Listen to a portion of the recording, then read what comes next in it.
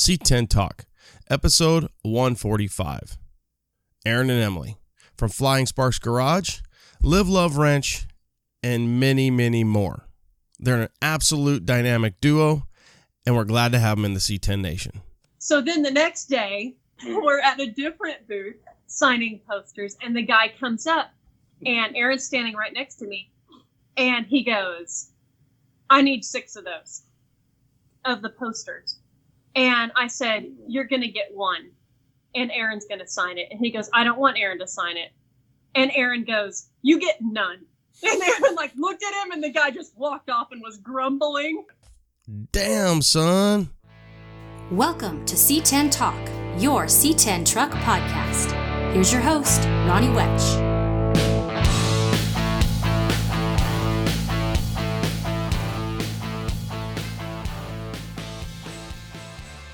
All right. Let's get this party started right.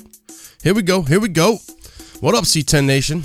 Hope you guys are doing good, doing well. Had a little break there, and we're hitting it. We're back, and we got Aaron and Emily, episode 145, cranking along. Happy Tuesday to you guys. Happy C10 Taco Tuesday.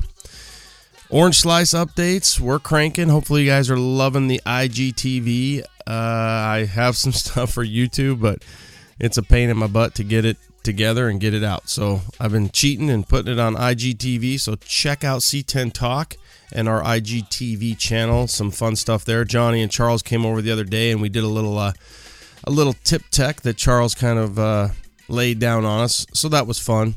But Orange Slice is coming along. I will be down there as soon as I get off the mic here, finishing up the back half of the ride tech. I got the Metal-Ox fish plates in, or the frame stiffeners. We're welded up. We're going to clean everything up and get that back half finished up. So try to keep you guys posted on that. Reviews. That's been fun. So let's get back to the reviews. Where did I go? Well, I had it there. No. Where did the reviews go? That's what happens when you have it all drummed up and it disappears. So, there they are. All right. You know, if you remember, the thing I said is just remembering where I was last. So I think I've probably even read a few of these. Again, these are back to late 17. But hey, we give another shot at some of these if they've already been on before. But let's keep it going. So keep it going. Let's keep it up. 5 stars. One American, freaking awesome. Love the show, Ronnie. Great work. Keep America awesome. All right, dude. One American. You're awesome. Thanks for the 5 stars. 5 stars. Perfect. Thank you.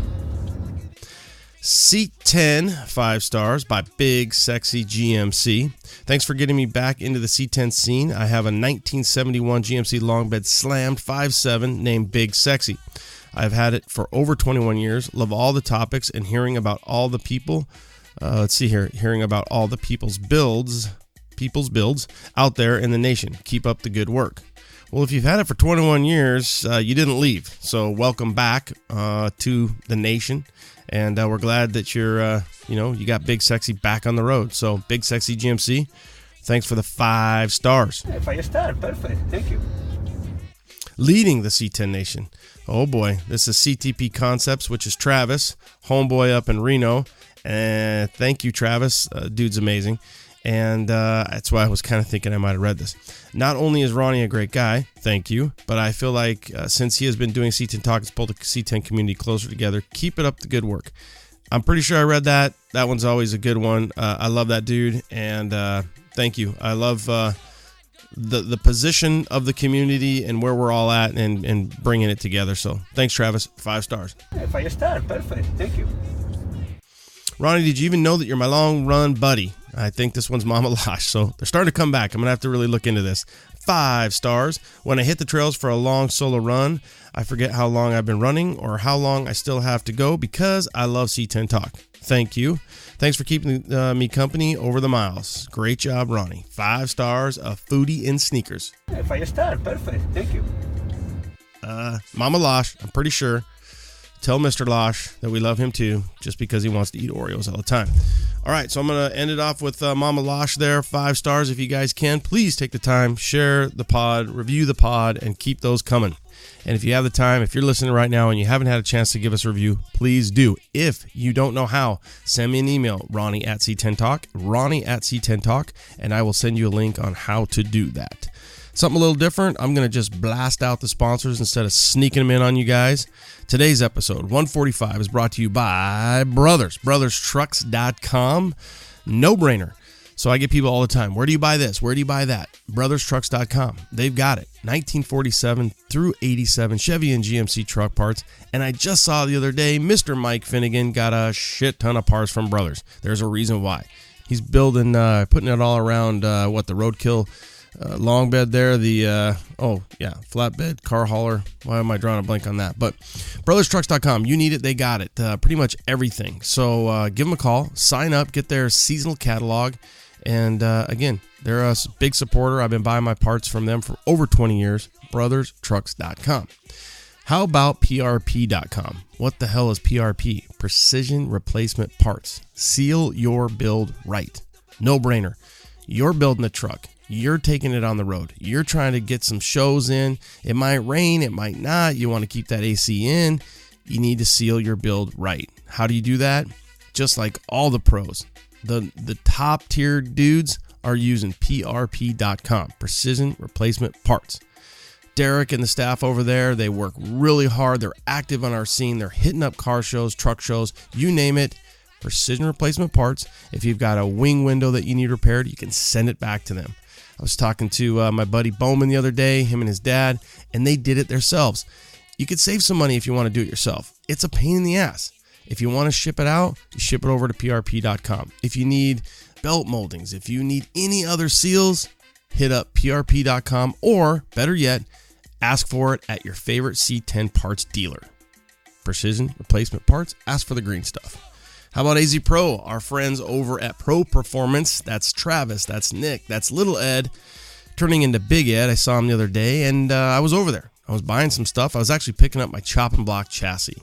So if you are looking for brakes, you're looking to upgrade anything from stock, Vintage Air, Dakota Digital, Curry rear ends, they've got so much stuff for these C10s, and they are C10 guys. They're C10 builders. They like OBS too, but I'll tell you what, not only do they sell it, but you're going to get one of them on the line. When you call, it's either going to be Travis, Nick, maybe Ed, and they're going to be able to talk you through any problems that you have. So not only great products, but great customer service. azproperformance.com. Now, Marquet Quality, Marquet.com, Marquet Quality Trim. I tell you what, if you think Marquet, you're thinking side molding. I understand, because that's what I think. They do so much more. Bedwood, bed trim, and now their new square body molding. I am so stoked to run that stuff on Orange Slice. Brand new, made in America. A guy reaches out to me. He says, hey, I got a square body. Where should I get my trim? I said, it's simple. You go to Marquet. Marquet is made in America, in Oklahoma, by Americans, the best you can get. Marquet. If you're looking for trim, whether it's your 67 to 72, whether it's your 60 to 66, whether it's your square body now, you can get it. Marquet.com. Don't forget the dash. Mar-K.com. That's it. That's who's sponsoring this show. So remember, support those that support us. Please. Shows coming up. How about that? C10's in the Capitol up there in Pacific Northwest. Olympia. You can hit up Jen or Todd Manchester. They're the hosts of that. C10's in the Capitol. That's August 10th. Another show that's on August 10th is Southeastern Squares, and I think I pulled something up for that one. That's going to be over there in Georgia. So let's see what they got here. Don't forget, August 10th, this is at the Georgia Racing Hall of Fame, and that's in Dawsonville, Georgia. Speaking of that kind of just made me kind of think of something there. You've got in Dayton, and then you've got obviously in El Paso. So I guess the Dawsonville kind of made me think of it, but definitely our thoughts and prayers go out to those families in both Ohio and El Paso, Texas, El Paso. Pretty horrific, and I will tell you that we have definitely have a presence in the El Paso area. Some of our people over there, the C10 Club, El Chuco, Alex, he's a firefighter, a first responder, Pablo owns a restaurant out there, and they take such good care of us. So glad to know that nobody from their family was affected, but I will say that it's still a tragic thing. So our hearts, our prayers, our thoughts go out to those families in both Dayton and then in El Paso. So Southeastern Squares, 3rd annual GM Square Body Only Show, Dawsonville, Georgia. So check that out if you guys are out there in the Georgia area. Another one that's happening out in that same area is, let me see if I can go here. This was kind of something somebody sent me, and this is Eli's Cruise for a Cure car show. Eli's Cruise for a Cure car show. That's going to be September 21st, and that's at Ingles Supermarket, Atlanta Highway, Auburn, Georgia. So Auburn, Georgia, 1502 Atlanta Highway, Saturday, September 21st, Eli's Cruise for a Cure. I don't have the details. Somebody did send that to me, though. So probably some little boy, unfortunately, has cancer, and they're looking to put a cruise together. So if you're out there in that Georgia area and you can go and attend and help out, please do. What else we got here? Snake River Truck and Off-Road Show. So this is going to be in Idaho. This is going to be August 24th. If you're up in Idaho and you to pimp, you've got August 24th, Snake River Truck and Off-Road Show. Date and time is going to be the 24th. It's going to be 9 to 4:30, and it's going to be at the AG Parts Manufacturing. AG Parts Manufacturing, and that's going to be Snake River Truck and Off-Road Show. Check it out, okay? After that, we're going to be in full swing September, the C10 Intervention. Then we're going to be at C10s in the Park. So you've got the intervention on the 15th up in Auburn, California. Then we are going to be attending that show. Then we're going to be attending the C10s in the Park, and then we're going to work our way back home. Now, if you're on social media presence, I can't think of a time where a show poster or a show event just over flooded the C10 community, and that was Dino's Get Down poster. They dropped it last week. Brian Stupsky, Problem Child Customs, he's the artist. He dropped it. You got Big Bad Dino, the big cat, and he's dropping a little washer dryer. It looks like a washer in the back of Sam Castronova's C- square body. Brian and Mickey Vowell with Tray 5 Customs was on the cover as well, or on the shirt. And then AZ Pro Performance, Travis himself with his 60, I think it's a 66 bourbon. So you got a couple all three SEMA builds. Sam's was from 2017, and then the last two burbs were from 2018. So congratulations to everybody made the shirt. It's a washer and dryer, or a washer on there. My wife was like, what the hell does Dino have in his hand? So if you saw it, there's a little washer there, and then there's a little cat in the back of the Mickey and Brian's bourbon. So congrats to everybody that made the shirt. That's definitely was a huge thing when Dino put Yellowstone on a shirt a few years back. So it's an honor. And I know that those people that are on the shirt, Sam, this is his second time. So, his truck is worthy of it. I'll tell you that all day long. So what else do I have? Okay, the raffle. I'm going to probably get that done today. This is Tuesday. I think it's the 6th. And I'm going to get that done. So everybody that got a ticket, I wanted to give you some time to get your ticket back. I'll do the drawing. I'll do it on, my live feed or something. And then I'll put a list up online of the ticket numbers, so you can claim your prize, because we didn't keep track of every name associated. I have, X amount of tickets in a cup, and then you have your ticket in your hand, preferably, unless you were out of country. If you're out of country, we kept your ticket so that we could send your prize. And I've got enough stuff here that I think everybody's going to win something. So that was just a little raffle that I did to give back. If you bought a shirt or a hat or some stickers and you spent more than $25, then I put your name and I gave you a ticket. And you're going to be able to win a $50 gift certificate, the 40-year anniversary AutoZone collectibles. I have one of those. I've got some C10 crew coloring books, some shirts, some hats, some stickers. So just kind of a way to give back. So let's try to get that done today.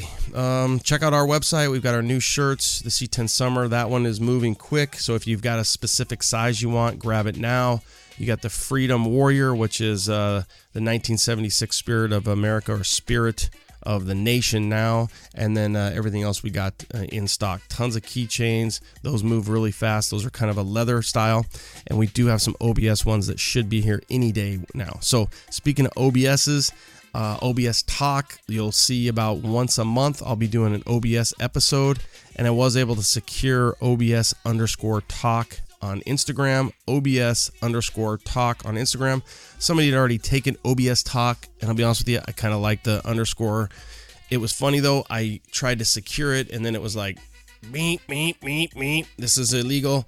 And I'm like, what the hell? So I had to work pretty hard at unblocking it or whatever. They put me in Instagram prison. Kind of funny.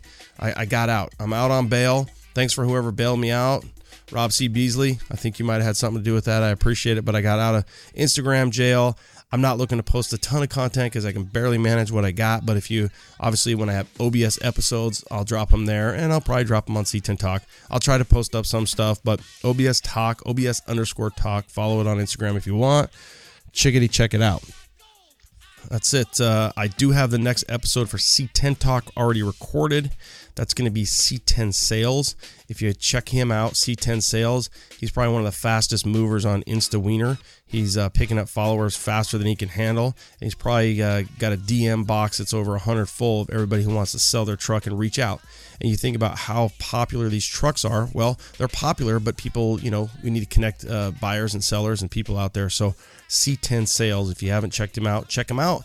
That will be our next episode, a C10 Talk, and then I'll drop an OBS episode. So, all right, guys, Aaron and Emily are up next. I tell you what, great people, a great couple, and they're fun to be around. Obviously, Emily is she's a firecracker. She's got tons of energy. She might even make me look slow.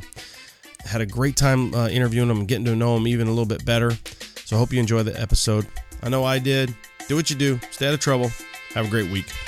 Late. All right. C10 Nation. Pretty stoked about this one. You might know Garfield. You might know Emily. You might know Aaron. Aaron and Emily Williams. Thank you guys so much for coming on. C10 Nation, C10 Talk. The dynamic duo out of Texas. I will say that I did recently get a JCPenney ad, and right there on the JCPenney ad, I could save 20% if I bought this blouse for my wife. Is Emily. Welcome to C10 Talk. Hi. How's that intro? That was pretty good. That covered the model, mechanic, trucks. Oh my God, the model. It's so funny how you guys, obviously the way I look at you guys, meeting you in person, having you on the show, watching you from social media, something that I aspire for in my life every day is balance. And I don't know if you actually have balance, but you look and you appear that you do have balance. Well, that's good. I think we work too much. I don't think we have the work relax thing balanced, but we are at a time in our life where we're hustling. So we do pretty well. There are times that you have balance and times you don't. I think we're at certain parts of the year, we work really hard, and other times we have fun and enjoy. So it's all about balance is a very obscure thing. So you just, when it's time to work, you work. When it's time to play, you play. Well, you guys, totally jumping ahead, and we're going to have to, kind of go backwards for who you really are. But the balance is funny in the sense that you worked so hard for Power Tour. I would just laugh at Aaron getting ready. Like, I've been up for 28 of the last 24 hours in the day, and you guys got Garfield ready. You did it, but then as of late, you took Garfield camping and to the lake, and you're finding that reciprocal balance to the craziness that was a month ago or 6 weeks ago. Absolutely. Yeah, that was thrash. And somehow we always do that to ourselves before Power Tour. And this year it was on Garfield the truck. The year before, a couple of years before that, it was on our Datsun 280Z Zen. And we started the whole YouTube adventure doing the engine build on my GTO. And that year was a thrash as well. So somehow I think it's like a gearhead's curse. When something's coming up, all of a sudden we're like, oh my gosh, I think I want to engine swap this, or like do full suspension before the trip next week. So it's crazy, but somehow we make it work every time. Yeah, so I'm fourth generation engine builder. I've been in this business my entire life. And a lot of times I have people come up to me and they say, so how do you do this thing or build this car, or you fly airplanes, or whatever it is? And my answer is, it's like a drug addict. 100%. Like, I cannot help myself. Like, I have this idea, I've got this thing I want to do, and I just don't sleep until it's done. And that's ultimately what takes us to these last minute projects. So we agree we're going to do something, and then progress gets put off, and we ultimately end up in a situation where we're just working overnight and we make it happen. But is it the best? Maybe not, but does it happen? Yes. Yeah, we don't build like super amazing high-end stuff. We build stuff to drive. So Yep. that's a really good thing about the way that we do in our shop. Is it doesn't have to be show car quality. It's not perfect. It will get you down the road though, and we've done that time and time again. It's awesome. I think that attributes to your success really, because that's the normalcy for most of us, and the viewership out there is that's exactly where we get this idea. We grind. We're not perfect. The majority doesn't have the, Ken Diggett shop, the Gas Monkey shop, whatever shop we might see on TV. We have exactly what you and I are looking at right now, your shop and my shop. And we're lucky. We love our shops, but, and we love what we build, and we get these ideas and we grind. You guys have, a lot of hats and a lot of different irons in the fire for the audience. Very, not famous model, but you're a very well published model, Emily. You do Flying Sparks. You have Live Love Wrench on Motor Trend. You're a pilot, Aaron. You're a mechanic. You guys do so many things. How do you do that though? How do you balance all of that? I think it's exactly what I said a minute ago. It's a 100% addiction. Like, we are blue collar, just get out there and make stuff happen in your life. And we want cars, we want airplanes, we want boats. We live on a lake. We always have. And we just get out there and we do stuff. And it's like,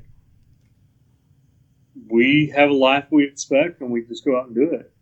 I think gratitude has a lot to do with it also. Like, having the ambition and the gratitude kind of propels you in those hard times. The times that you see some people give up or think, man, I can't do this. This is too much. Or I think gratitude comes in and it's like, we have so much to be thankful for. Let's keep going. That helps when you can't sleep at night and you're working 18 hours a day. But we're also kind of dumb, and we go in debt all the time to do stuff we want to do. Like, Power Tour has never been something that's been easy to pay for. Power Tour is a very expensive event for us, but we've done it so we did it for our honeymoon in 2007 and went in debt.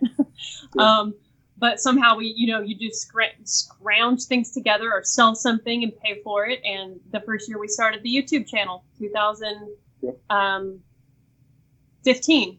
Sorry, I almost said 2005. I was like, that's not right. 2015, when we started the channel, we knew that we were premiering Roxy's engine build out on Power Tour, and we're like, well, we just spent a whole bunch of money on an engine. We can't afford Power Tour, but we're going to do it. So it's just been, I think some people feel like from the surface it's easy or it's just like a given, but it isn't. It's a lot of back end sacrifice and just nutting up and doing it. Like, just quit your bitch and make it happen and create the life that you want, because you're the only one that's stopping you. Like, you can blame it on other people or money or, a lack of whatever, but really you're the one holding yourself back. And we take a lot of risk that's probably not necessary. Maybe for the average person. But it's fun. But we have a lot of awesome We're convicted and we just go do stuff. Absolutely. Yeah, I think it's you're living, not to the pun of live, love, wrench. That's part of it. You're living, and to look back and say, well, I didn't do that because I couldn't afford it. I didn't do that. It's not like it's one thing to be in debt. It's one thing to be like, holy shit, we're broke, babe. Like, they're going to take this place tomorrow. It's living and within the means of being broke, and you make it look like, for us, it makes us work harder. Yeah, well, I don't know that there's that much more work harder because it feels like you guys are, I wouldn't say spread thin, but you work really hard. I mean that in a very, a respectful way. Like you guys are hustling. I mean, you think about it, you have a Motor Trend show, you have a very successful YouTube show, you have a very successful modeling career, and Aaron's wrenching all the time. So there's always something going on, and it's awesome. Well, thanks, bud. Yeah, it's a lot, but it's kind of one of those be careful what you ask for things, because we did ask for this. That's perfect. Yeah, that is perfect. You got to be ready to work your fanny off if you want a big payoff. So, when people message me about, hey, I want to start a YouTube channel, I've always thought it was cool, seeing people have YouTube channels. I'm like, well, freaking do it. But you're going to be in for a shit ton of work, because it's not easy. And, really, people don't realize how much work it is to edit and to shoot. And your job takes 3 times as long when you're moving lights and shooting stuff. And then you stay up all night to edit it. And then people are like, when's the next episode? And you're like, oh my God. Go shoot yourself. It's funny. I'm trying to do a little progression on the current build that I have, and I would say it's taking me 3 times as long, because I'm always worried about, like, well, I want this to be displayed this way, and whereas if I just did it, it would be a lot easier. I assume I'm preaching to the choir. Absolutely. We've worked really hard to create relationships with a lot of the companies that we love their parts. So like, that adds another element, because I want to represent the companies well. I believe in these parts. I believe in these companies. And so that's a whole nother element of, I really like the business aspect of it. Building the YouTube channel, building a brand where we can afford to do all the things that we want to do, because we've invested in quality production, having really strong, respectable brands in the industry. I take all of that really seriously. So, it's really fun to see that all unfold and have great companies on board, and it's just great. I think there's got to be a long time. We've been working on cars since we were kids. So yeah, how does that? Let's go back there. Obviously, of course, if I could timeline it, I would start there. You guys have been like together a long time, right? Like since you were kids, yeah. Like first, like boyfriend, girlfriend. Did you go to school together? You grew up together. You've been wrenching for years together. Yeah. So our history is we grew up in the same small town, and we went to church together. So I was 14 and Aaron was 17 when he asked to drive me home from youth group one night. Don't judge me. In the Datsun. So he was literally driving Zen, our Datsun 280Z, like how I said our. There's a fairly successful meme that's based off of that joke. Anyway, yes, he was driving his Datsun. You knew he was cool. You knew he was cool if he was driving the Datsun. You knew it. Dude, it was not. It was 2001. 01? Yep. And I was in a Datsun 280Z. I was cool. You were still cool. Cool, babe. Yeah, for sure. So, those are timeless car for sure. Oh, dude, shit, yeah, it was awesome. So that was 18 years ago. And the rest, I mean, our world has unfolded. We bought our house when I was 19 and he was 22. We got married when I was 20. So we've been married already now a dozen years. This year we had our 12-year anniversary. So it's just crazy. It's just really awesome. We're very, very grateful and constantly challenging ourselves in, relationship, business, all of the stuff. Like the YouTube channel was the first time we'd really gone into full-on business together, and that was like exciting to say the least, because that's been a really awesome. So before Flying Sparks Garage, what were you guys doing? Well, so we just work on stuff together. I mean, we just didn't document So it. careers. Oh, are you talking about careers? Got Emily was model actress. I was 4th generation engine builder. So my would it be great grandfather built diesel engines, and then my grandfather drove them. And then my dad built engines, and then I followed behind him. And that was kind of my career all along. I've done lots of stuff. I built houses and construction, and like I've ventured out in lots of things. But my family history was always build engines, pump them out, get it done. And his passion in the diesel world is still there. So we'll still do diesel swaps. We still work on diesel stuff. He does. That whole world comes naturally to him. And I still model and act. I went to an audition today. And so that's something I'll do until I can't anymore, or until car stuff just gets so busy that I just lose passion for that. But I still really enjoy the fashion industry and the people that I work with. And it's a fun challenge because I'm such a tomboy. You know, it's like you go in there and, you know, you sit in hair and makeup for an hour, and it's a funny sort of contrast to working in the shop. And I started modeling the same year Aaron and I got together. So the same year that I learned about cars and started building engines was the same year I started modeling. So it's been a part of my life for a long time, just like working on cars, and Aaron has. So you were exposed to the gearhead part of everything through Aaron then? Yep. Yeah. My dad was not a car guy. Started. Aaron, just like, you know, young love, I just wanted to be like next to him at all times. And so by default, I was in the shop because he was always working on projects or working at his dad's shop building engines. So I was always just next to him. And the first engine that I worked on with him was, he had a 69 Camaro and he was rebuilding the 350, and he was bolting the heads on. And he said, "You're going to do one side and I'm going to do the other." And I was like, oh gosh, you know, you just paid a bunch of money for these heads. Like, I don't want to mess anything up.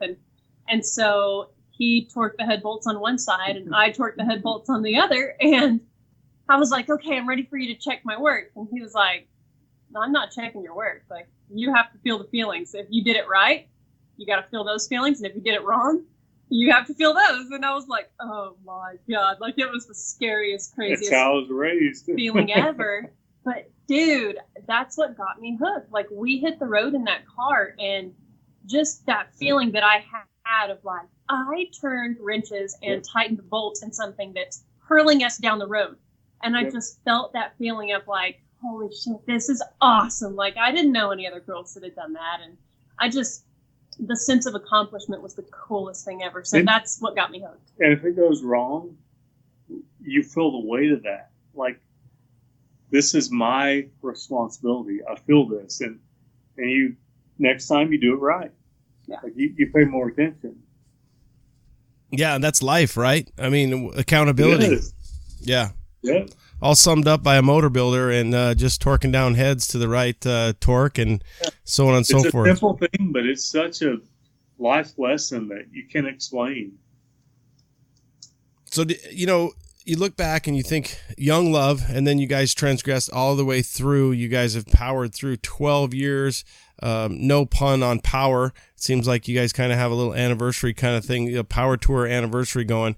And then you decide to start a YouTube channel, and you have a successful modeling career. Emily, have you ever been approached to have your own show? Yeah. Yeah. Aaron answered that before I did. Nobody likes me. They tolerate me. But she likes you. I like you. Ronnie likes you. I do.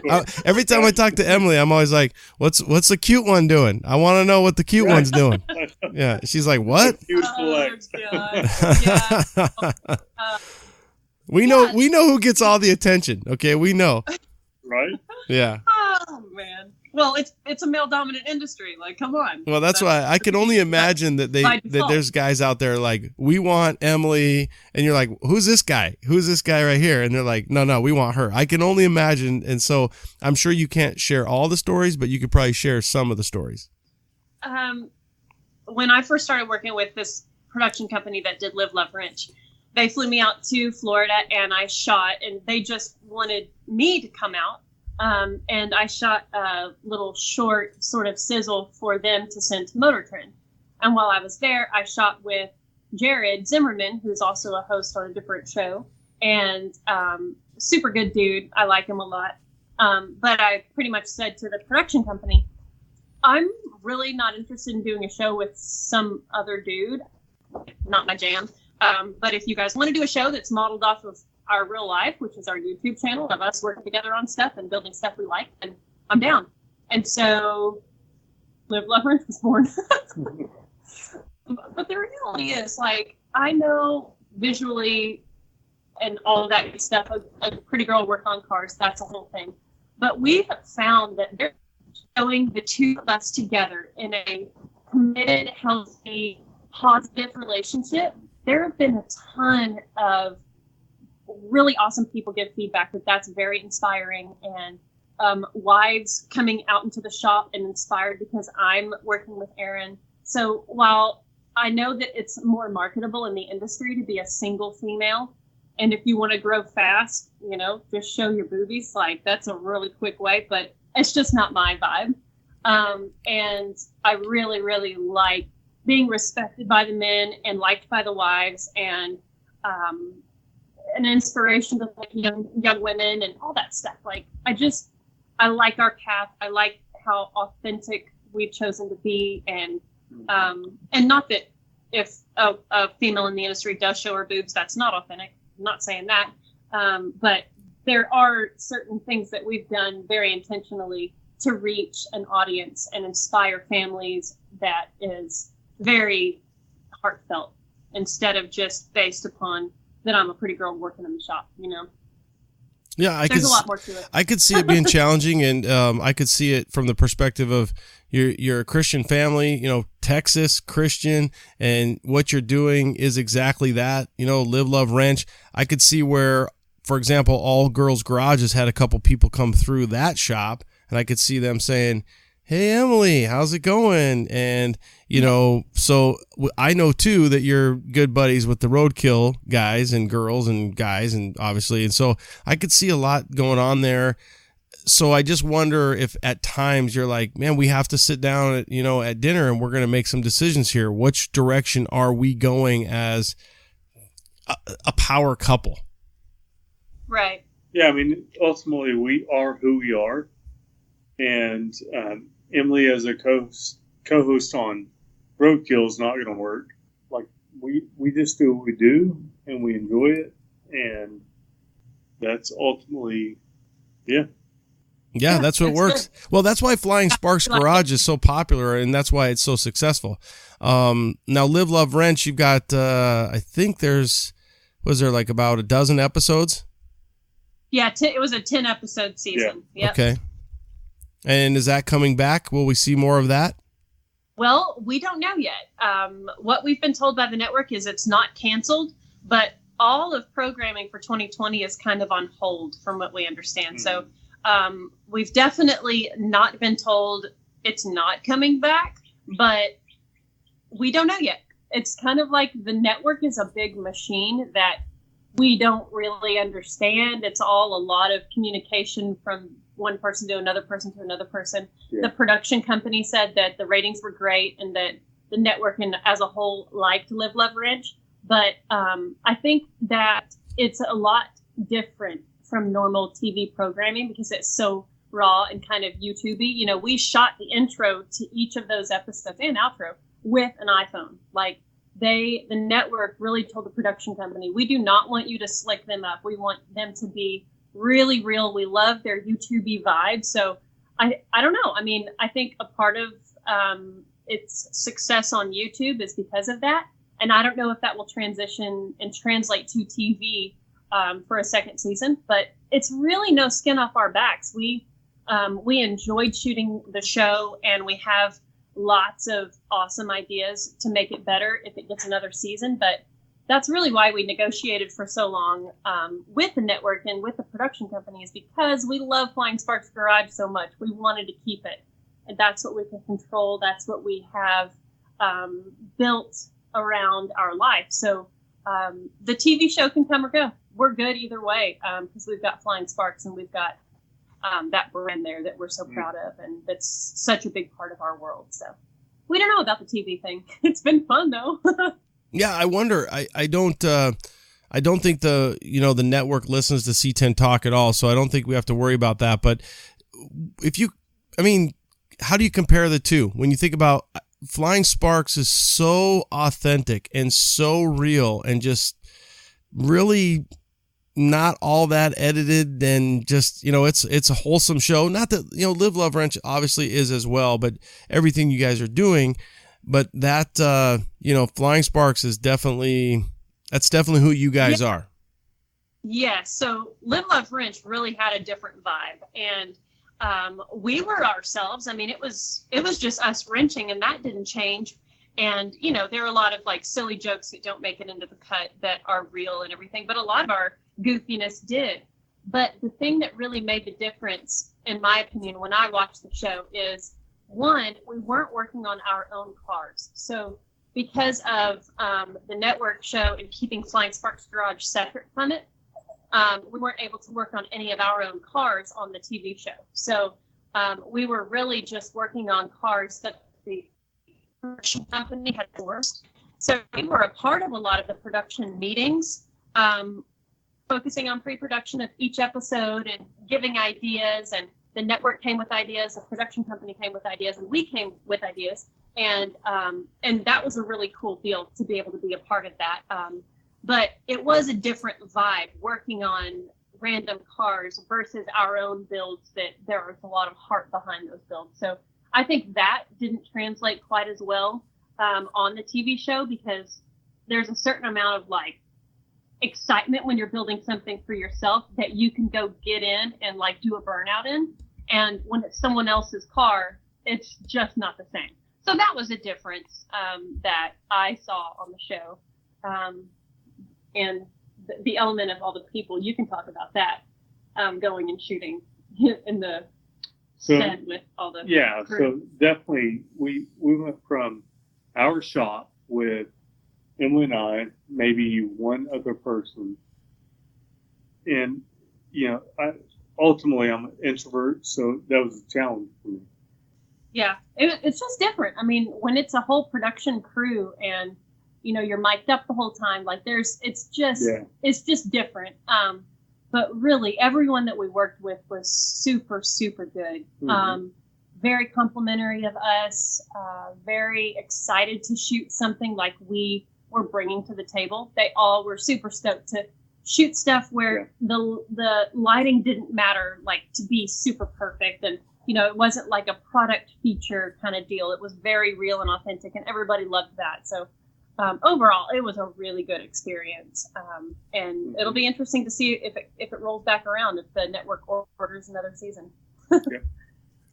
Aaron, you kind of brought it up, and in the times that I have met you, you are an introvert. I don't feel that way. I mean, you're very approachable from my perspective. I know some introverts who will run from other people. They would not even go to, any kind of event. How do you balance that as somebody who's in front of the camera, and then you have somebody with Emily who has this radiant personality. She's giving me the beer sign. So, how do you work through that? So I really enjoy the audience, our fans. I have a really good time with them if I can have a conversation with them. But it's a little bit tough, man. As an introvert, somebody that wants to be like in my hangar hanging out, I go hide. After SEMA, I'll literally come home and hide for like 2 days in my hangar and look at my fucking airplane and just chill. Like, he doesn't want to talk to people. No, he doesn't want to like be around anybody. He's like, I just need time. And it's not that I don't appreciate the people. I just get tired. And so I mean, ultimately it is, if we're at SEMA or whatever event it is, I will go out, hang out with people, and just do my thing, appreciate them, thank them for their time, and I genuinely like them, and I want to hang out, but I'm just a person that I need alone time. I need to rejuvenate, whatever it is, and go jump in the airplane and just have fun and not think about anybody else but myself. And I mean, I guess that's my answer. Like, just go drive a hot rod or get in my airplane and rebuild and come back. Does that give you the balance when you think about like Power Tour? It feels like you guys have that adrenaline. You have that adrenaline junkie. You have, I want to wrench. I want to build. And we're going to go on Power Tour. But Power Tour obviously is, it's kind of like a mobile SEMA. You've got a lot going on. Yeah. And now with the now with the celebrity status of not only YouTube, but, Motor Trend, people are going to flock to you guys and be like, oh my God, there's Aaron and Emily. Yeah, it's an intense experience. Every like fuel stop, every place that you go, people want to hang out, and it's so sweet. Like, people are just awesome. But it is a lot. You're right, Ronnie. It is a lot. That's a tough experience because, we obviously do Power Tour with friends of ours, and sometimes they have a hard time understanding what we've done, what we've created. So it's a challenge for sure. So out of beer. Yeah, get some beer. So with Power Tour this year, welcome to the C10 Nation, or in your case, C20 Nation. Right. What a rad build. I know. And coming from a family of rad builds, I mean, if you think about it, from Roxy, who doesn't love a GTO, and then Zen, my son, probably one of my son's favorite cars. I love showing him that car. Nice. Those are, he's 17. Those are a popular car. I think they're out of reach for kids these days. I think they've gone bizarre, like crazy, too big. Yeah, well, you guys had a little bit to do with that. When you, I don't know. Well, when you build a rad little car like that, and then you find this C20 utility truck, I think it was in Iowa, right? Yeah. So Power Tour before last, I posted a picture of a utility body truck that I loved, and I saw him on Power Tour again this year, and I was like, dude, I freaking love your truck.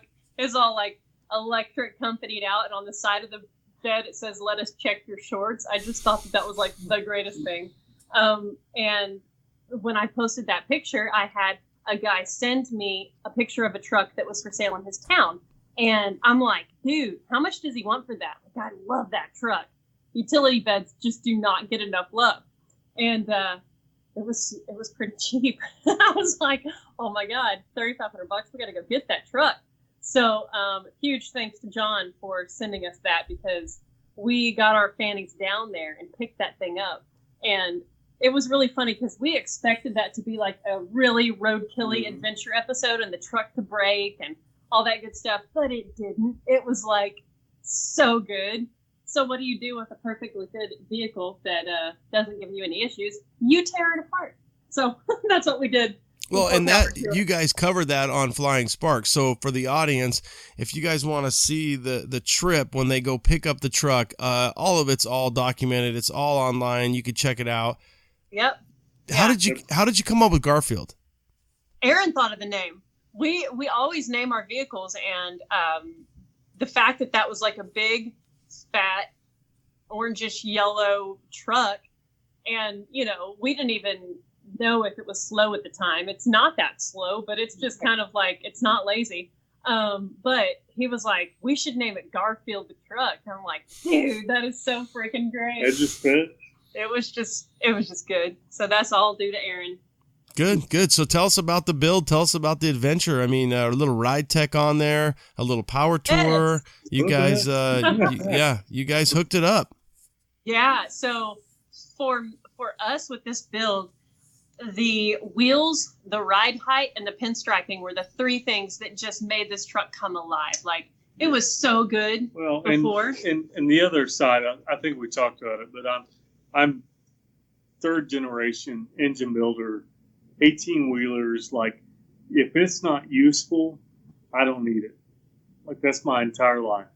And so we did the ride tech with some 1-ton suspension. So I think the air bags are like 7,000 pounds each. Do you remember? No, I don't remember the spectrum. Yeah. But so like 7,000 pounds each. And then it's all the 1-ton stuff. like And so heavy duty my stuff. whole deal was, if we're going to build it, it's got to be useful. So we got a toolbox, a big truck. We got to load it up, and we still have to tow. And so our entire design was, let's take this thing, load it up, and still pull the trailer.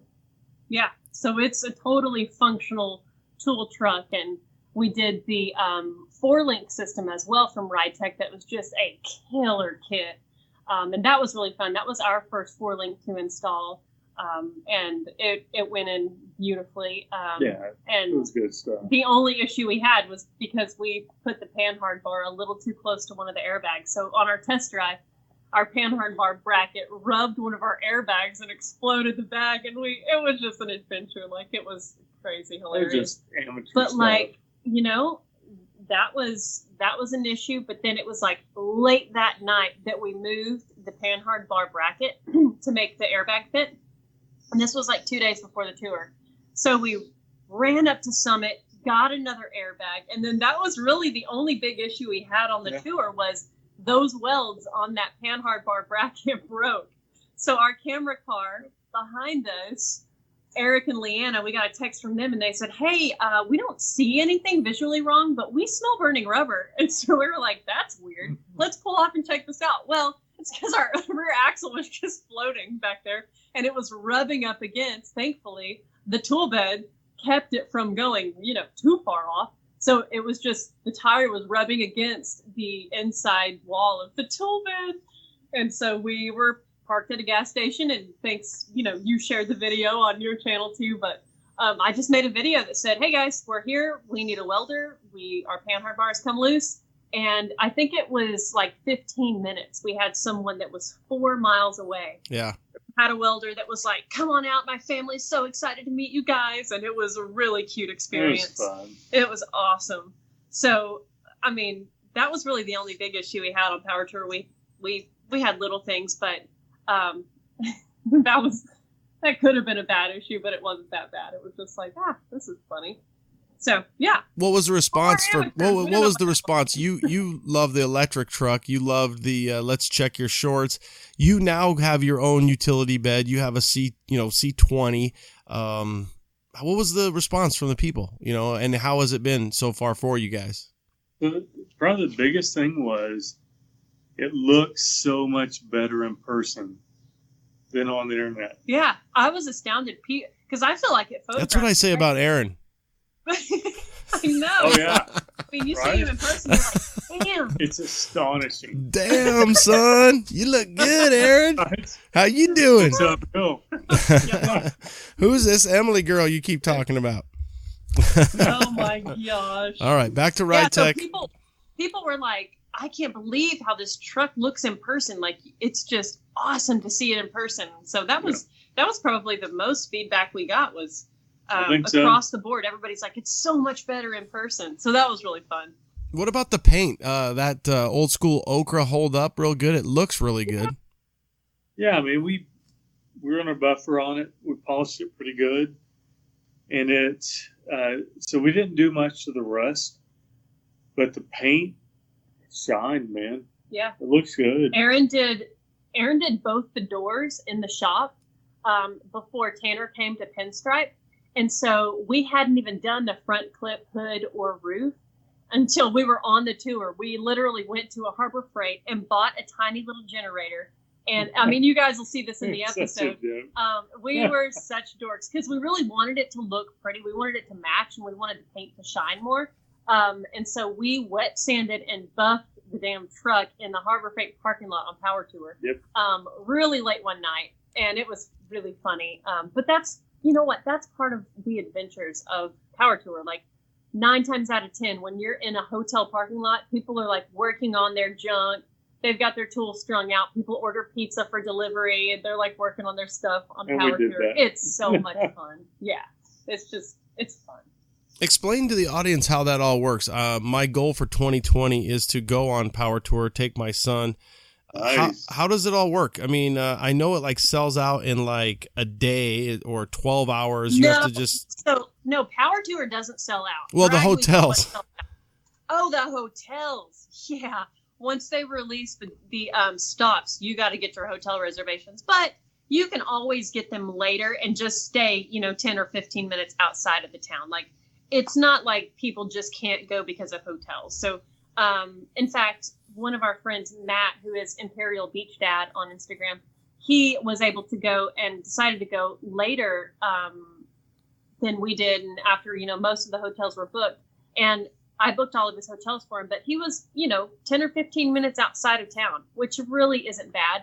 And you still end up with a ton of power tour cars because the tour usually goes through small towns, but lands in big towns. So we fill up hotels and we just start spreading. So yeah, it's so badass. Do you find that you always end up with a certain group? Because what would you say is the estimate of the amount of people? Like, how do you try to get in a different group each time? Do you jump ahead?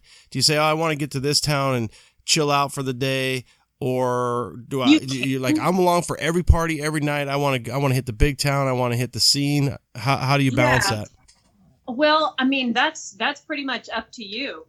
You can roll with a group. Sometimes if your group is big, it's hard to roll with a group because you get separated and there's so many cars. But I feel like 4 cars, 5 cars is a good number. And usually you end up with some friends that just want to roll together. And for us, we go straight to the venue and park at the booths because we want to be there for the vendors. For some people, they don't even go to the venue. They just go hang out at the hotel parking lot or go have food somewhere or, go sightsee in whatever town we end up in. But you also, if you go to the venue, you can get like garb, like stuff, swag from all of the vendors. And then at the end, if you have your ticket punched or whatever for each day of each venue, you get a long haul prize. Everybody gets like a banner or a metal poster or something cool that Hot Rock gives you if you're a long hauler. So a lot of folks will go to the venue, get their tag punched, and then go hang out, go eat food, go drink somewhere, go hang out at the hotel parking lot. So there's always something fun to do, and there's cars everywhere. So no matter where you go, it's like a car show. For you guys, do you get to connect with a lot of your fans that way? Absolutely. Oh, yeah. It's crazy. When we pull into the venue, it's like Aaron's got to jump out and say, okay, I'm sorry, we got to park, and then there's like, crowd of people that follow you as we park, we get out. And usually I can talk for like 5 or 6 hours and just look up and be like, oh my God, it's 8:00 at night. But Aaron's like, babe, we got to get water. We got to get food. We need to sit down. We need, because I can just stand there by the truck and just bullshit with people forever. But, it's not, there's a balance there because we do have friends that like bring us food. They're like, guys, we didn't stop for food all day. And now we're at the venue and it's 6:00 and you haven't eaten or anything. So it does get crazy, but it's freaking fun. Power Tour is a blast. Yeah, you nailed it. Balance. I could see that. I could see where you're out. Maybe he should build like a little Grand Marshal thing in the back of the utility truck, and you could just, here comes Emily, and he's like, all right, well, we're gassed up, we're iced up. I got barbecue chicken. I got Kentucky Fried Chicken in the bucket, and we'll be ready tomorrow. Wake up. I'll see you at 7, babe. Yeah, yep. Exactly. Sounds right. So what would you say for a guy who's never been? My thought would be to trailer a truck as far as I can east, obviously coming from Arizona, and then try to look at where am I going to start, and then here's where I'm going to end, hopefully, and then work my way back to where my tow ride or my trailer is so that I don't have to drive all the way from Arizona to whatever East Coast town to start the whole process. Yeah. What about paying a shipping company and then flying out? I would say build something good enough where you don't have to worry about that. Yeah, I don't know. Yeah. There's many options there. we drive a bunch of miles every year. Yeah, usually we drive 1,500 miles just to start the tour. Yeah. I think this year it was 1,100 miles to start the tour, and then it was like 1,800 miles to get home. So Garfield, that's You have more than that. Well, in Yellowstone, it's 2,500 when I take it to Texas. I've taken it the last 3 years with my my big camper one. Yeah, I mean, and that truck, I love it, man. It's a comfy truck. It's got the system, the AC, and so on and so forth. So yeah, I don't mind it at all. You know, it's just in my mind, I was kind of like, well, maybe I'll trailer. I guess somewhat of it is too. There's so much potential for bad shit to happen. So there is. That's part of it. Definitely is. And that's the whole spirit of the event. Yeah. Well, the truck that I would love to take is Frito-Lay, and I've showed Emily. I don't know. I think I've showed you, Aaron, but it would be a 12-valve Cummins tow truck, and it's actually a sibling of Garfield because it's a C30. It's a ochre, baby shit yellow. You can call it whatever you want, and that would be my goal, to get that out there for the summer of Power Tour, and then take my son. But you guys make it look fun. All the guys that, we see, one of the guys, Boris, Street Machinery, he is a blast to watch during that week. You talk a little bit about a lot of work, work hard, play hard. That's when I get to see a lot of you guys that are really working hard, play hard. Yeah. Yep. Yeah. It's huge payoff when you actually make it happen for yourself and don't take no for an answer.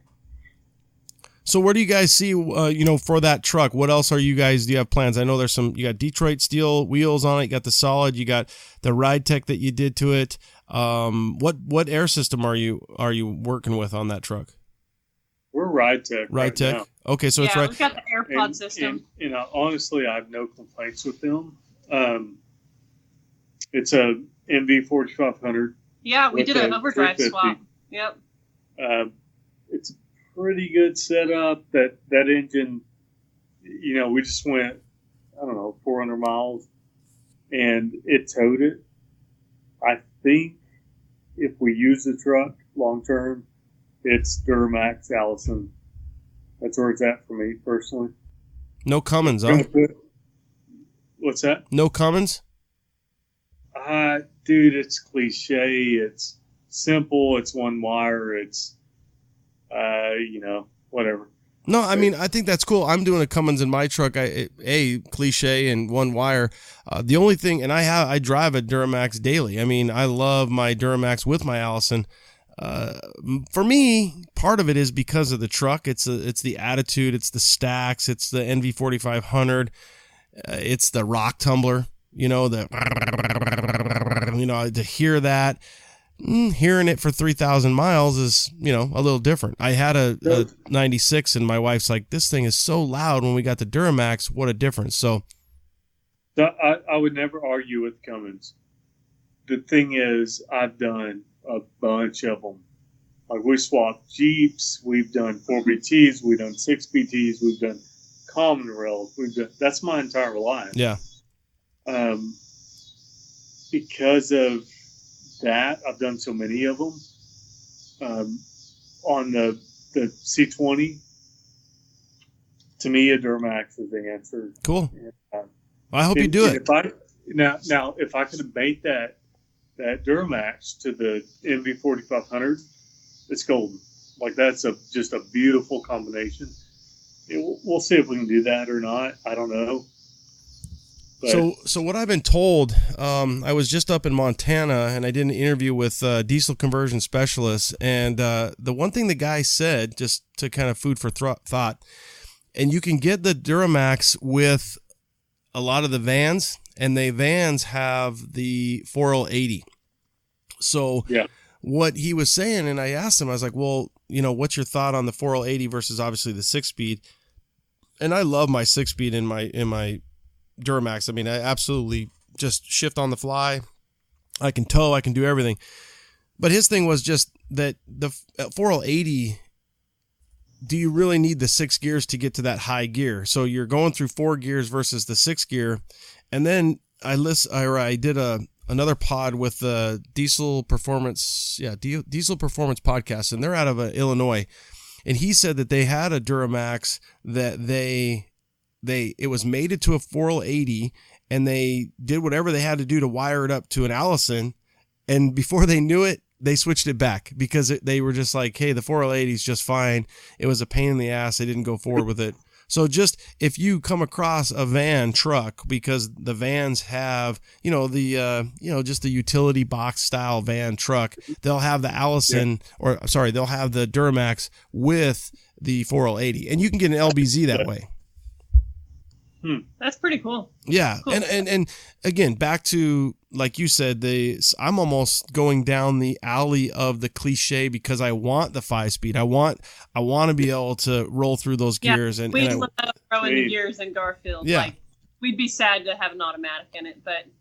So now that truck doesn't have AC, does it? It does. It does, actually. Oh, it does. Yeah, we put AC in before Power Tour and didn't even need it. It was so cool on Power Tour. Like, we only had maybe one hot day, but mostly we used the AC on the days that it rained as defrost. Like, it was hilarious. It was so funny. Good. So comfy, interior, everything. What's next for that truck? Disc brakes, possibly. Well, so a decision I made was I liked the manual steering, and so down the road that was cool, but back in a trailer, like, launching a boat, all that stuff, the manual steering is a pain in the butt. Yeah. And the box I got was bad. Like, it's super sloppy, and so I think we'll do power steering soon. That's the next thing. Yeah. So keep the 350, do power steering, and then maybe make a decision based upon what kind of new heart transplant you might do down the road. Yeah, I mean, the 350 is solid, man. It tows its ass off. Like, it just, I don't have any reason. It's a crate motor, and it's probably 350 horse, and I have no reason to change it, man. Especially with that 5-speed. I mean, you can just go 1, 2, 3. You're towing the boat. You're doing it's doing everything you need it to do. Yeah, I'm at a 373 gear with 5-speed.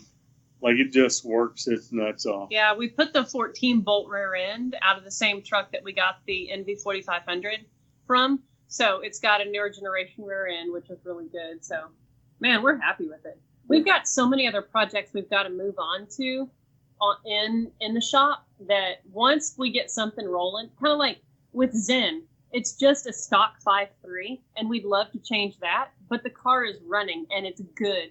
And so anytime you can just turn the key and go use something, it's time to, like, move on. For us, at least, it's time to move on to something that needs work. Like our first gen Bronco, we've got the engine sitting right behind us. We've got to swap that in, and then somehow, some way, we got registered for Hot Rod Drag Week with my GTO. So that engine's coming out. We're going with boost. We've got a ton of work to do on that car, and we have 5 weeks to do that. So we've got to get this engine in the Bronco, get the Bronco back on the road, because right now it's just sitting in the yard. And then we've got to pull Roxy in and yank her motor out. It's been 4 years since I did the 408 stroker on it. So that engine's got like 60,000 miles on it, and it's time to do some stuff. So it's crazy. It's hilarious. But Garfield's so good. I mean, Garfield, we just hit the key and just go. So it'll be a driver for a while before we mess with it again. Well, you guys nailed it. If you have a fleet of, 3-4 vehicles, you've got the Bronco, Zen, obviously Roxy. I mean, that's like your car. That when I think of you, I associate, that car and you as one. And then Garfield, it's like a cycle. It's like, okay, what's next in line? I don't need to add any more, heartache or any more rigs to the corral, because whether we're full or not, we got more work than we can handle. Absolutely. Yeah. Yep. Absolutely. Yeah, we overload ourselves enough as it is. There's no reason to fix something that isn't broken. So if you could, each of you, if you could have one vehicle of your choice to add to the fleet, to add to the stable, Aaron, what would you add? What would it be? Yeah. Besides a new plane. He wants a new Corvette. Oh, the 2020s? Well, that would be amazing, but he wants a C7. So Emily's car is about to get tore down. We're going to drag week. That's 5 weeks away, and she's going to be in my truck driving it. So he's got an 04 Silverado. So I'm challenged, and that's a man truck, 6-inch lift, Z71, all that stuff. So I'm challenged because Emily will not drive a Honda. Yeah, so in theory, we should get me a cheap, basic economy car to drive while I make my daily a race car. And then I'll still want, once my daily has been a race car, I'll still want a daily once it's done. But I don't know. I think that we have the sickness of gearheadness that we're like, man, if we could get a vet, for like $20,000, people spend that on a Honda all day, but we've got an LS. You get so much car for the money. And so Aaron right now, he's like, we need to get a vet for a daily for you. So you're not driving my truck, but then I want to drive it too, So I don't know what. So to answer your question, practically, we're going to buy a Corvette in the next couple months, probably. Oh my God. Something, 20, 25 grand. Because it's she's shaking her head. Yeah, it's 30 miles per gallon, and she will actually drive it. For me, dream car, if that's the question, it's 911 turbo. I mean, anything 84 to new, that's my car. Yeah, he wants a Porsche really bad. Cool.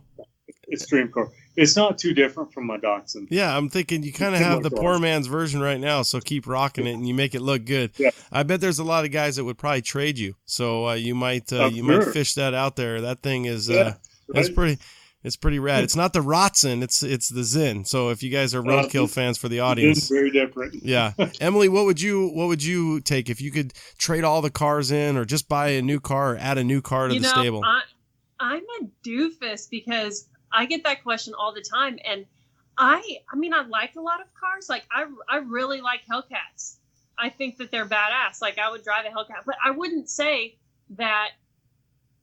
Honestly, if I had to choose like between a new car or just dailying Roxy and just keeping Roxy, I'd choose Roxy. Like I'm just such a dork about that car. Like I don't know, I just like it a lot, and I mean I'd drive a vet. I don't know. Sometimes I think like I'm not a vet guy. Like I can't do the vet thing. But then I'm like, well, shit, man, I do really like them. Like if I remove my judgments on a vet guy, I will drive it, because I just refuse to drive something boring. Like I won't drive a basic boring economy car because I get so much enjoyment out of driving something that's fun, that's an expression of my personality and my passion for cars, that I just don't want to drive something basic.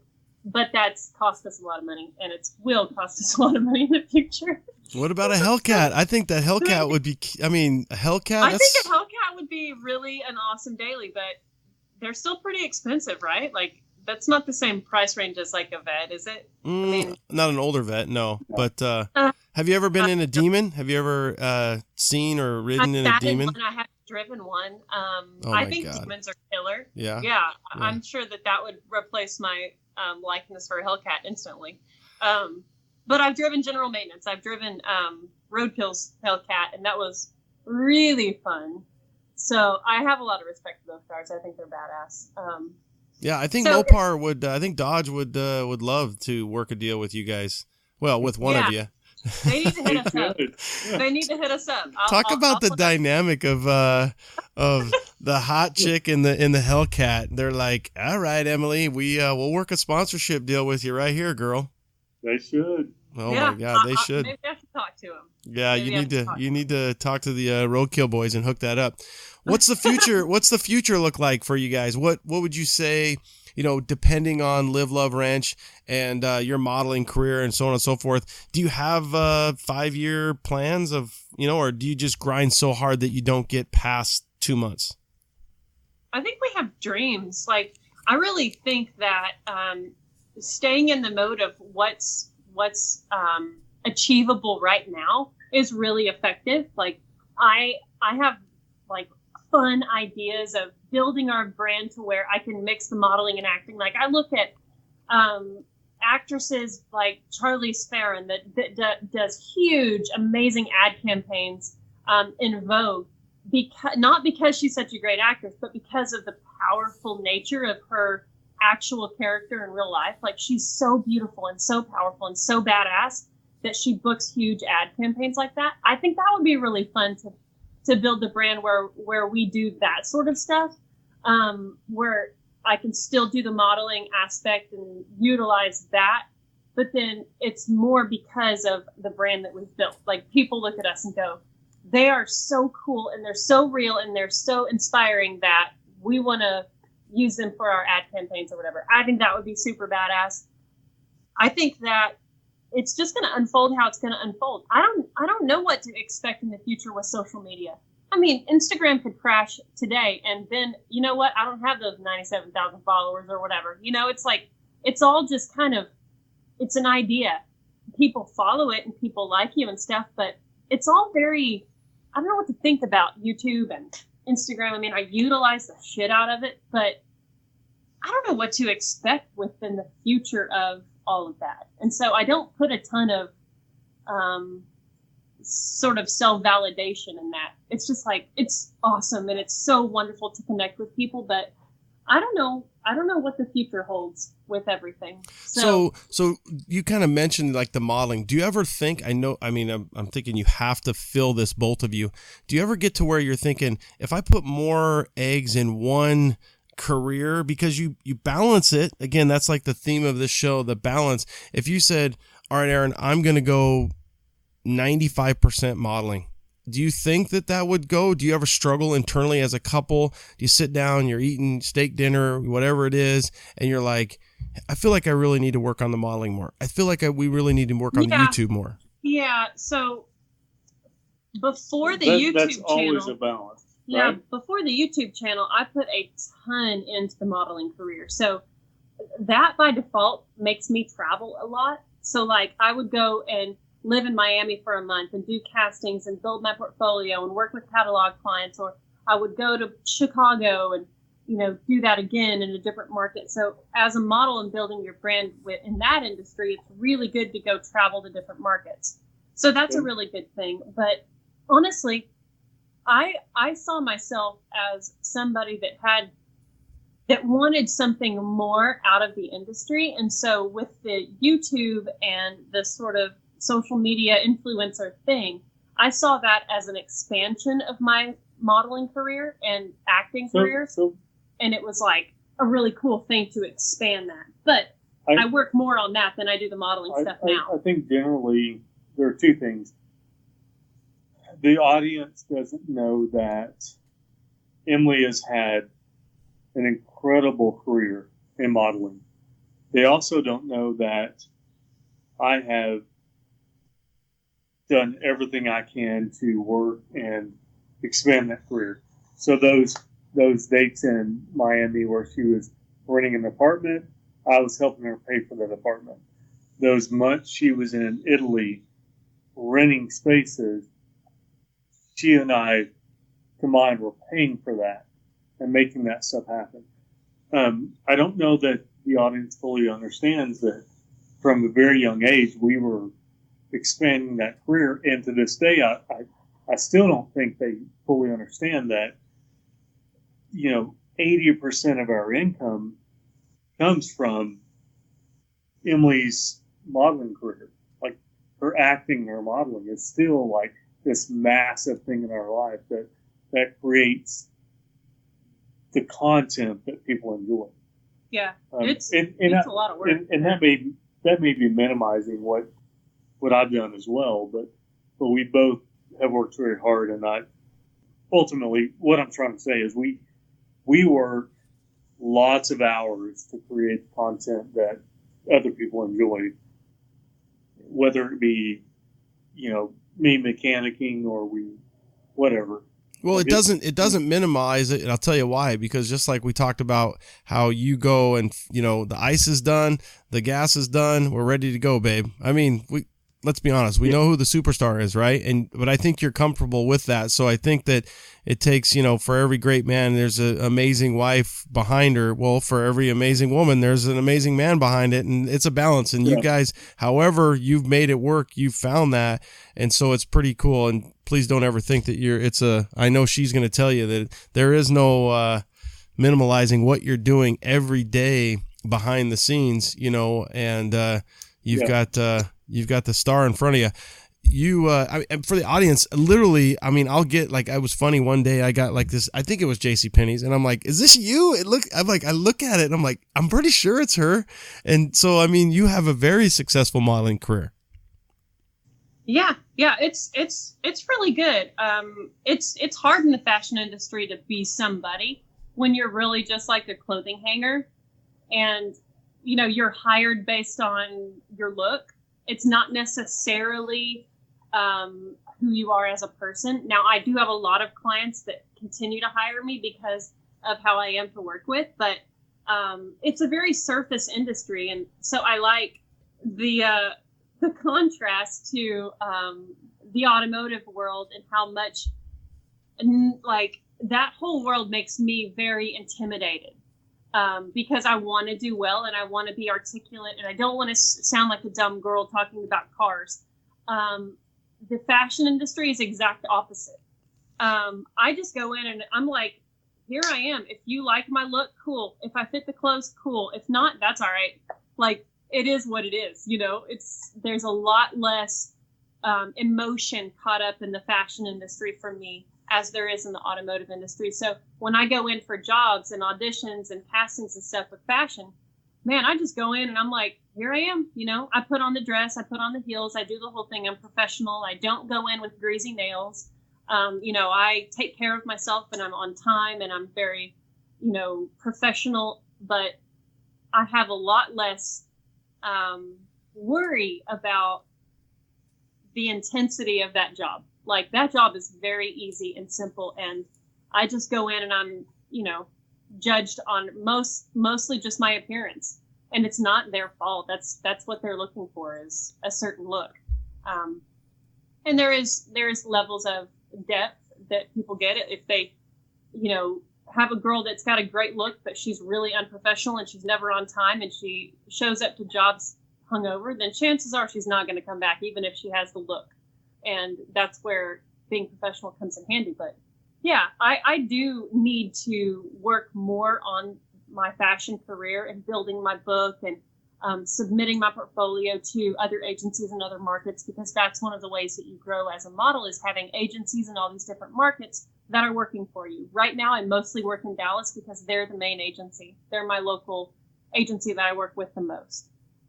My California agency, they're super great people, but I'm not there and I don't update them like I should. And so I don't get as many bookings out there, but here and there I do. Well, yeah, I know you do fly around a lot. How about a movie or a acting role? If you could have, like, explain to us what would you see as a role, like somebody who's on a daily soap opera, a weekly show, somebody who's on a big movie. What would you want to do if you could pick? So that's kind of why we started the automotive stuff, is we looked at, obviously, the modeling career has a timeline. If you're going to be the hottest thing, that has a timestamp. And so we looked at that, and it was like we moved to LA and we do these things and become like a mainstream actress. And does that really meet who we are as people and all those things? And so ultimately we said, it's not worth, going and living that life for a while and ultimately deciding it's not for us. And so that's why we got into automotive, because it was like, this is a thing that we can control. It's a small industry. Emily can use her acting talents, and then she can drag me along, the best she can and try to make me be a talent. But ultimately, we could be a couple in a space and use that talent and try to make something in that space. Yeah. And it's working. Like, the whole on-camera thing and being comfortable on camera is an art. And that's what I learned in the commercial acting fashion industry, was how to be comfortable on camera and be able to be yourself and which I'm still working on. Talk to a lens like it's a friend, That's the whole thing that I wanted to do with the YouTube channel, was to be able to turn the camera on and tap into not being intimidated by a lens or by a camera or by people seeing me for who I am. That's what I channeled with the industry that I grew up in, just understanding, be yourself. Don't be afraid to project and, articulate your thoughts or, talk about a component or part that you're really excited about. And so it's been really cool to transition the history that I have in front of a camera to now what we're doing with YouTube and all, the Motor Trend stuff. And we're I was going to mention earlier when you're talking about Live, Love, Wrench and the Motor Trend family, we're still very much a part of it. We shot with the Motor Trend crew weekend before last at the Hot Wheels event that we were at in Arkansas. We did an episode there. If you go watch, I posted that episode a couple days ago, and we shot with the Motor Trend crew there. At SEMA, I'll be shooting the Motor Trend special for them again, which I did last year, and it was great. And this year I'll be doing it again at the end of the year. So we're still pretty integrated with the Motor Trend family. It's just the whole Live, Love, Wrench thing that's like up in the air, but it is what it is. It's like, yeah, if it happens again, cool. If it doesn't, no skin off our back. Yep. Yeah, you've got so many things going. You talked a little bit about like getting comfortable within the camera, being yourself. I think that's a huge message for anybody out there, not only just for YouTube or camera or Instagram or whatever it is you're doing. Just like sending your kids off to school today with the first day of school for my kids, and that's what I tell them. Just be who you are. You're gonna be awesome. Do you? Yep. I don't think you would. I don't really pay attention to it. Do you get some negativity at all? And how do you handle with that? So I want to address something real quick. Oh boy. So I'm not going to address the negativity, but the be who you are thing, that's been very interesting for me because, maybe I am going to address the negativity. So husband, wife, been together, 18 years now.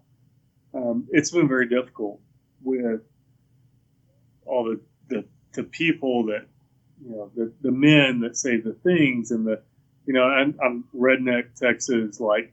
He's talking about positive stuff, not just negative stuff. I could read between the tea leaves. I could see where I could see where this is going. Yeah, so I think you and I relate. I'm kind of I'll just kill you. It's not a problem. Just deal with it. So that has certainly been a challenge. But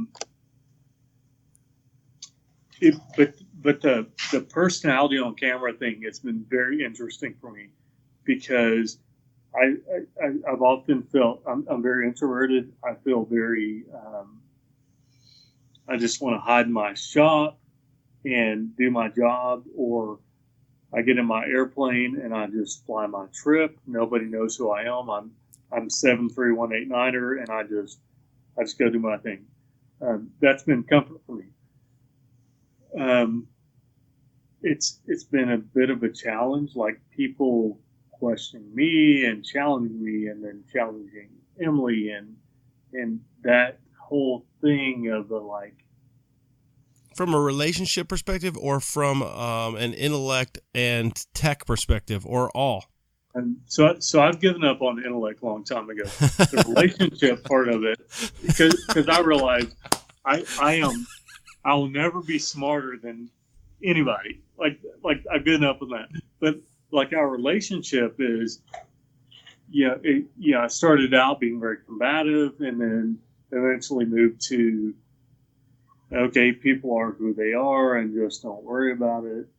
And occasionally it flares up. Like there are some comments that just rock me, and I say dumb stuff and then go delete it and whatever. But so this is the side effect of having a successful show with an attractive wife. It is. Okay. People will always talk, and I say dumb stuff too sometimes. So and we do dumb stuff. So sometimes there are moments where, you know what, you could have said that nicer, but you're right. I mean, and that's a reality. Very early on with the GTO build, I was installing my intake, and I set it on the engine, but I didn't tighten the bolts down. I just tightened them by hand. the valley cover. Sorry, the valley Yeah. cover bolts, I just tightened down by hand. And then I set my intake on, and then I ended the episode and I posted it. And some dude went on there and he called me a C-U-N-T. I can't even say the word. It's such an ugly word.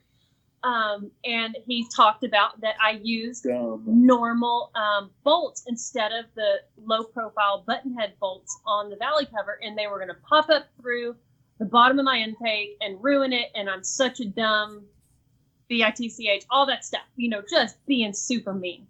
And I read that and I was like, oh my gosh, if I tighten that intake down, those are the wrong bolts. Like, I looked in my box, I'm like, oh my gosh, that did come with button head bolts. I've got to change that out. So in my next episode, I shouted out to him and I was like, sir, Alan B, whatever his username was, I was like, I really appreciate you pointing that out. You could have done it nicer. You could have done it with a little more class, but you were right. I do need to change these bolts out. Thankfully, I didn't tighten my intake down. I just tightened them down by hand. I'm going to switch these bolts out, live and learn. Thankfully, I didn't tighten it down and I moved on. And people respected that a lot. So now I know if there's constructive criticism, if I can find it within myself to be the mature one and call the person out and say, hey, you know what? Thank you so much for that input. I'm going to change that, or this is why I did that. I can see how you would think that, or whatever. Then a lot of times people will come around if you expect the best from them. Sometimes they won't, but it's really I take it as a challenge to try and see the best in the person and believe that they'll come around, because a lot of times they do. And they apologize because they don't really realize that the person that's in the video is an actual human being that's going to read that comment about them. And so they're kind of shocked when I respond. So that's kind of a neat deal. Sometimes people are just really ugly and say things that I just report and delete. But generally, most folks are good people. They just sound off online because there's no repercussions. And I take it upon myself it's like a challenge for me to bring them around. And if they don't come around, that's okay too. Sometimes I'll leave it up there and just let the fans attack them and make them look like assholes, and that's cool. But generally, people are good. I mean, you've got YouTube commenters that are just gonna be crappy people, but that's okay. It's all good. Yeah, I could see that being frustrating. My audience has heard it. It's absolutely how I live my life. I mean, it's called The Man in the Arena. Look it up, Teddy Roosevelt. The bottom line is you're in the arena.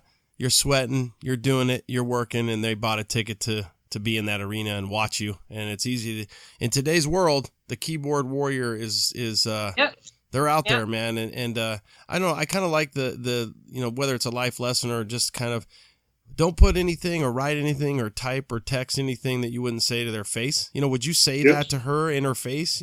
But again, his mama raised him how he did, or his daddy, and it's a tough deal. But I could see where you get some people saying, you don't know what the hell you're doing, and it's like, listen, you could have, handled it better. So you obviously have taken the high road, but I'm sure there's times where you or Aaron wants to take the low road and just beat the shit out of them. I just don't. Yeah, he's like, I have a gun in an airplane. I'll find you. I'll just friggin' hurt you. I'm bad. All in all, people are awesome, though. Ultimately, like, we've been together a long time. Modeling at 14,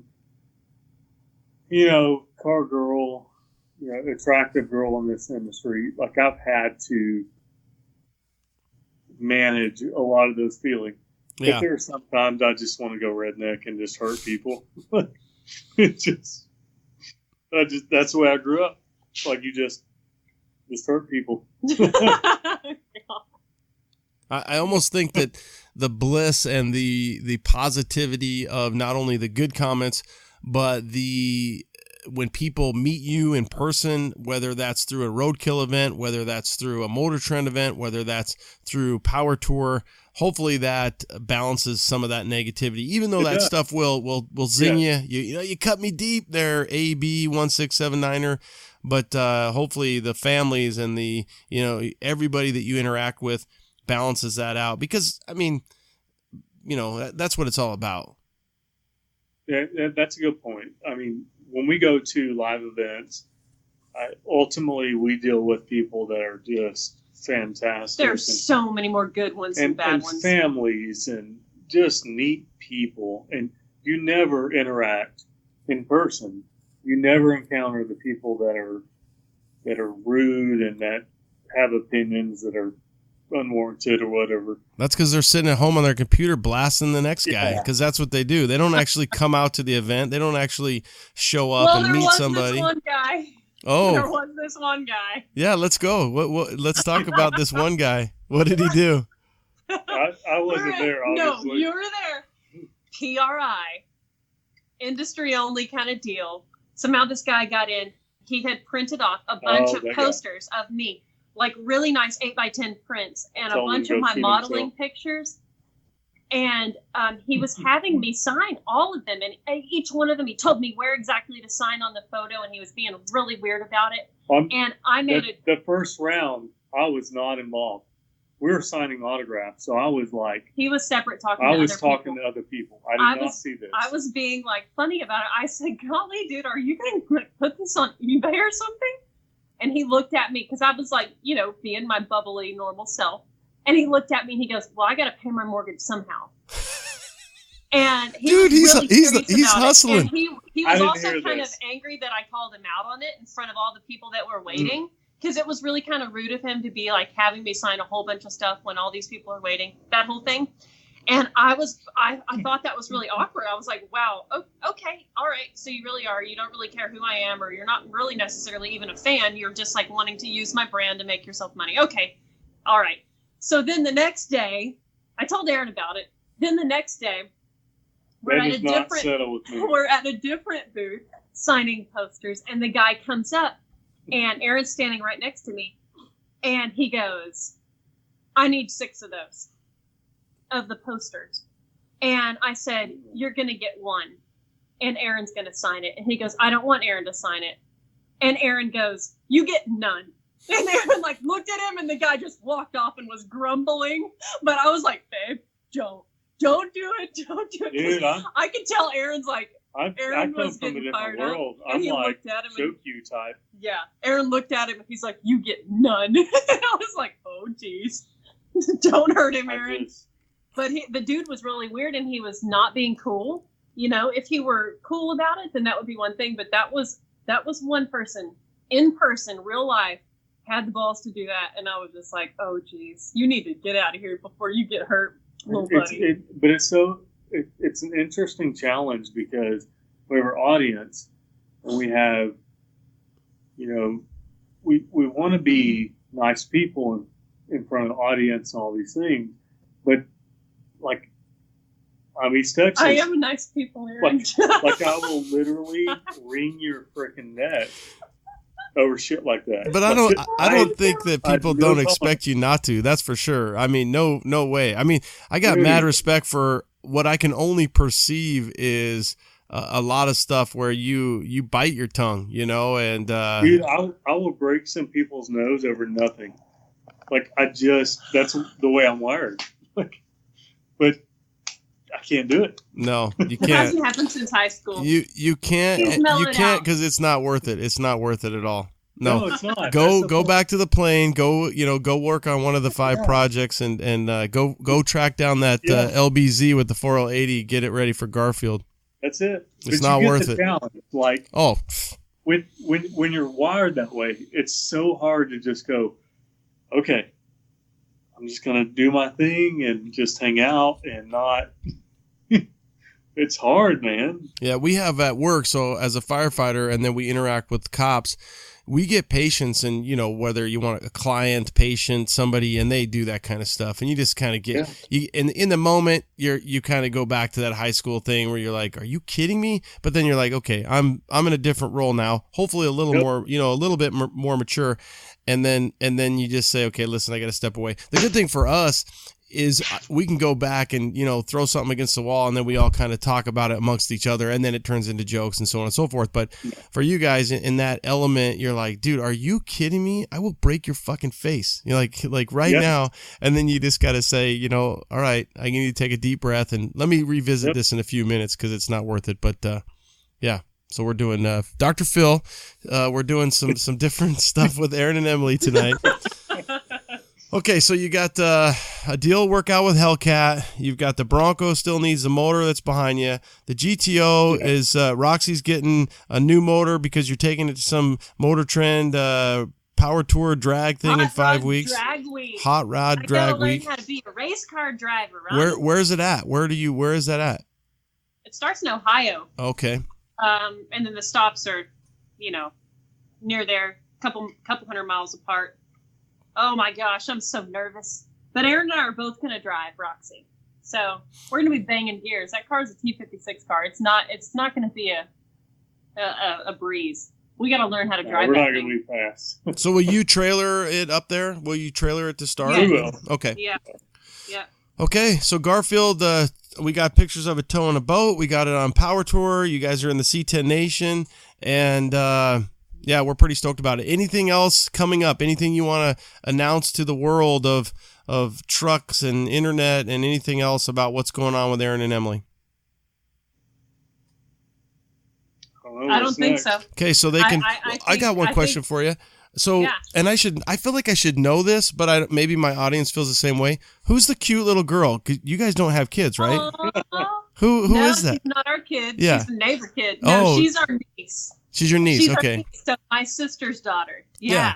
She comes over and is she's the adorable. coolest. Okay. Oh yeah, she's the freaking coolest. And so she lives on the adjoining property to our property. So anytime we're out in the shop, she can hear us out here, and she just puts her shop clothes on and comes over. So in episode 1 of Flying Sparks Garage, she's in it, and she's tiny. So like if you go back, it will melt your heart. She is so funny and cute. And now it's just kind of a part of, like, she's just so used to coming out here and the cameras are rolling. She just talks to the camera like it's a friend, and she understands that the viewers are, there, and I read comments to her, the nice ones. She doesn't deserve some. Why of the is things Uncle that people Aaron say. so pissed off But- again? Yeah, exactly. Is he supposed to be But, kicking that? Why is he beating that guy? Yeah. There's some strange people out there. But yeah, I mean, she's awesome. She is such a little gearhead, and yep, she's gonna be 8 soon. And my sister's actually pregnant with another kiddo, so we're gonna have another little girl to love on. How about Right you next guys? door. Is that something with as busy as you are, or you would? Well, if Yeah, Aaron you- ever finds me a cute little kid on Craigslist or something, maybe we'll get one. Hey, it's not for lack of trying. They're out there. They're out there. All right, so lots of practice. Do you see kids in the future? I think we will adopt. We've talked about adopting for years. I don't have a super strong desire. The whole thing as a female, like, it hasn't hit me like I want to birth, I've always imagined myself adopting. Now we've been married now a dozen years. We should have taken action by now. We need to freaking do it, but we're still young. I'm 32 and Aaron's 34. So, I mean, it's crazy. We've taken action, just not, for the record. Yeah, Nice. we got Nice. that part down for sure. Got it. Okay, so no kids on the horizon. Plenty going on in the career world, and awesome little nieces. One niece, and maybe do we know what your sister's having? Does she have another girl? Another little girl. Okay, cool. And we're going to take care of somebody else's problems. Yeah, No kids. yeah, Oh. yeah. Adopt. Yeah. Oh, God. Well, We don't know when the if adoption thing if will, you did, happen, that but- kid, that kid, and or those kids will be very lucky. I just went up to visit some family, and my cousin, who I hadn't seen in years, said that she was telling me her kids' names, and then she said, but their real names or their original names were, this, this, and this. And I said, what the hell are you talking about? And she goes, well, I adopted all 4 of my kids, and they all came from the same mom and dad, and there's 2 more that we didn't get. So they just kept having kids, and the state just kept, and my cousin just kept taking them. So yeah, again, back to the Jerry Springer, Dr. Phil. We can talk about that on another episode. Yeah, absolutely. So where do they get a hold of you? How can we Flying Sparks Garage on YouTube, Love Yeah. Live Wrench on Motor Trend? They can, if they subscribe to Motor Trend, then you guys can check them out. Pilot Reeves. I am Emily. Used to be I am Emily Williams. Now it's I'm Emily Reeves. Right? Yeah. You got that right? Yes, Okay. correct. All right. What else? How else can they track you down? JCPenney catalog? Flying Sparks Garage on Instagram as well. Williams is obviously my unmarried name, and I didn't change my legal name until we had to sign the contract for the TV show. And Aaron was like, Emily, you need to freaking do this. And I'm like, I'm such a jerk. So because of the modeling thing, I always had Williams, and it was just hard for me to depart from the old name. But our names needed to be the same on the whole TV show thing and the contracts and all that stuff. So Emily Reeves, that's my name. And so that's what it is. I'm Emily Reeves on Instagram, and Emily Williams Reeves on Facebook, and Flying Sparks Garage on Facebook. And you do all your own social media? Both of you do all of your own? Oh, yeah. That's a lot of we work. We need to be better about delegating. She does all of her own, and she also does all of mine. I don't know. You post some good stories sometimes. Don't act like you don't. He does awesome stories. Yeah, he does. I do the best I can. He's not great at posting, and sometimes I'll be like, yep, it's been 2 weeks since he's posted. I'm going to make a post. I'm not good at posting. I'm also marginal at responding, but I really try. Like, I appreciate the comments. As long as they're positive. As long as they're positive. I got to pay bills. Like, I'm out there working and stuff, and I forget and whatever. Well, yeah. back to being happy in your own skin. I tell you what, you're as normal as can be. So, okay. So C10 Nation, you can check them out. If you don't know who they are already, please do check them out. Flying Sparks Garage, obviously on YouTube, and all those other slew of social media, Facebook, InstaWiener, wherever you can find them, they're out there. And we're pretty stoked that you are part of the nation with Garfield, and we look forward to this diesel potential swap in the next 4 to 5 years. Let's keep it. Oh, it'll happen by then for sure.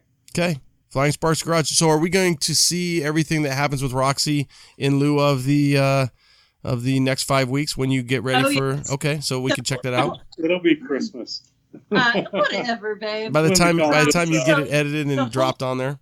The whole build series on Garfield is being edited right now. So we have a couple of episodes out on the truck, but the whole build series, we had a buddy shoot, Eric, who previously worked for Casey's Paint Shop. He came out and his wife came out, and they shot the whole build series on Garfield. So he's editing what looks like is going to be 8 episodes on that build. So that's something to look forward to on YouTube. And then we've got the Bronco build, and then we've got Roxy's build coming up. So we've got a ton of content that's going to be hitting YouTube soon, and it's going to be really awesome. So got to subscribe and keep tabs on the channel. All right, Flying Sparks Garage, check it out. Because if you go there, you're going to find out where you can get to them everywhere else. And like they said, they've got plenty of different contacts. So let's keep the comments positive, especially if Aaron's involved. And yeah, we don't want anybody getting shot. We don't want anybody getting shocked, knocked out, whatever it is. So, all right, guys, thank you guys so much for taking the time. I know it's something that we kind of been working on making happen. So it's been a long time coming. Absolutely. We loved it, dude. Okay. Late.